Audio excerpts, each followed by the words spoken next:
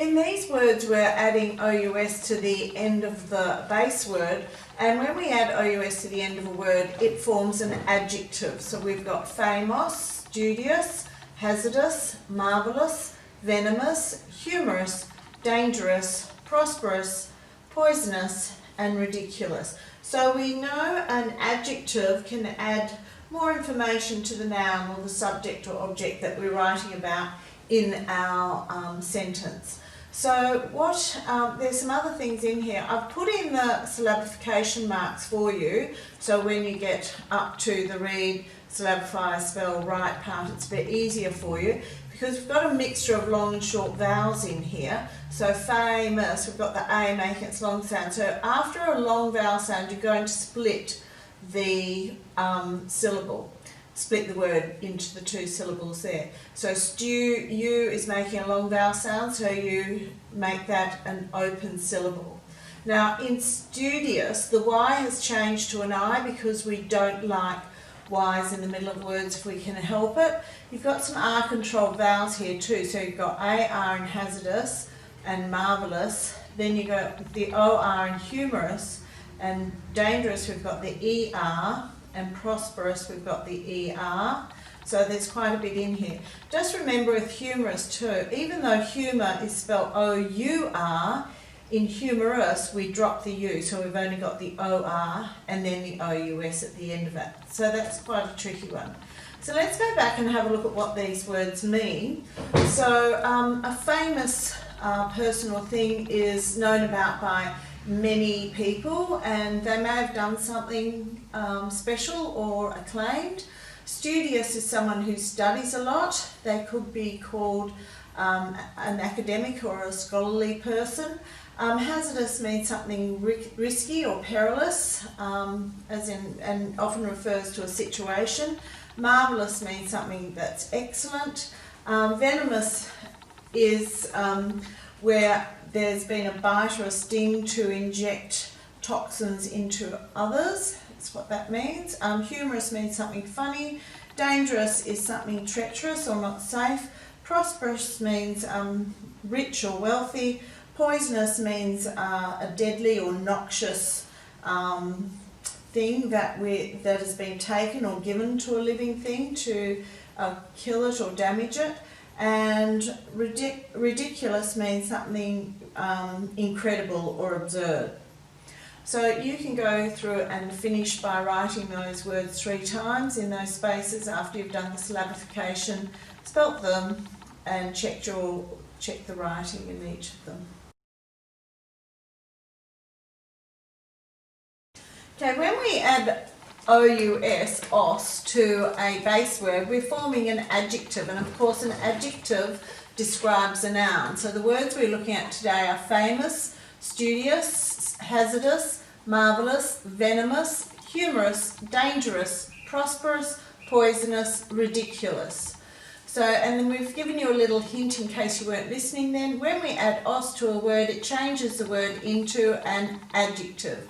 An adjective describes, write an adjective next to each noun that best describes the meaning of the noun. So we've given you the answer to that one right there. So something waste, something snake, you can read through those and work out which of these list words best fits each of those nouns. Then down the bottom, find the list word for the set of synonyms or antonyms. Colour the synonyms blue and the antonyms yellow.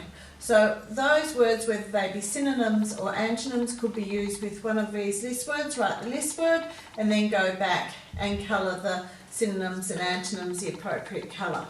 Now down here we're just looking at some of the prefixes that we could add to these words too. So if we add hyper to a word, it usually means over. So we've used it with ridiculous. You can try that and try saying it. If we add semi, it means partially. If we use ultra to a word, it means extreme. And if we add over to the start of a word, it means too much. So you can finish off those words by adding those prefixes to those base words. Whenever you want to add os to the end of a word, you know it's going to be ous. So let's see it in these words. We've got famous, studious, hazardous, marvellous, venomous, humorous, dangerous, prosperous, poisonous, ridiculous. Now it's quite easy to see what the base word would be in each of these if we took the os off. Just be aware that humour, when we add os to it, we take out the u. So the base word of humour is spelled H-U-M-O-U-R. We've just taken it off, the u out when we add the os there. So you can cover those as you write them and then check to make sure that you've written them correctly.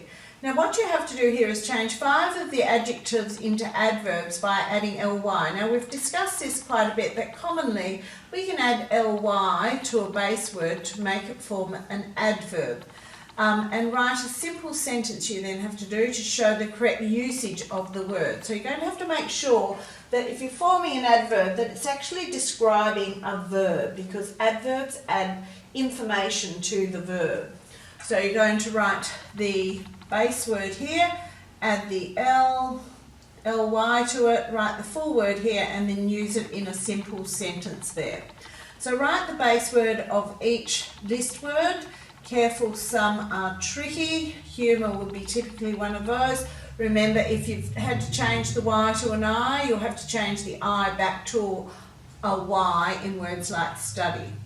And famous, if you want the long E sound, A sound there, you're going to have to put the E back. So have a good think about those when you take them back to their base form. Complete the verb families, quite easy, writing the base word here for these verbs, adding the S, adding the ing, adding the ED. So think carefully about those as you do them. Down the bottom you have to fill in the gap with. Now it could be a word in either of these 3 ways. It could be the base word of one of these words. It could be one of these words used in this form with the os on the end. And down here, and it could also be an extension where we have to add to this list word that we've got all the base words. So have a good think. You might need to discuss those within your group, because you could be changing the word into a noun, a verb, an adverb or an adjective. So just beware. Here we've got a proofreading exercise for you, and by now you've built up a lot of knowledge about phonograms and rules and sounds. So we want you to proofread these and then write the correct word on the line here. Now go back over and think about some of the rules you've learned as you're selecting these.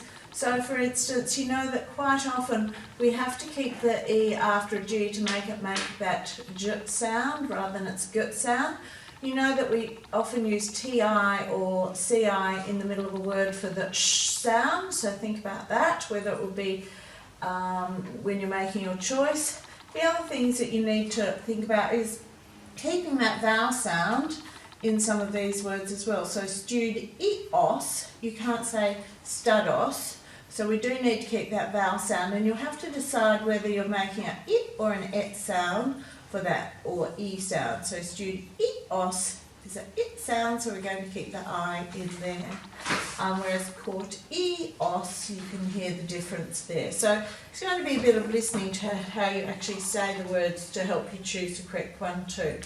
Now down here, when we add os to a word, it changes a word into an adjective. Now that's going to be very important for you to remember. In an plan test they may say find the adjective in the sentence. If you've got a word in the sentence ending with ous, you know that will make it much easier to identify. So an adjective describes, you should know what that is by now. Now then we've asked you to write 2 of your own sentences down here using any 2 os words. Now you've got a whole selection up here. Take them from your correctly written answer. Don't take them straight out of the boxes, because you may go, in your rush, you may actually choose an incorrectly spelt word. So make sure you're choosing one from these words that you've actually written down.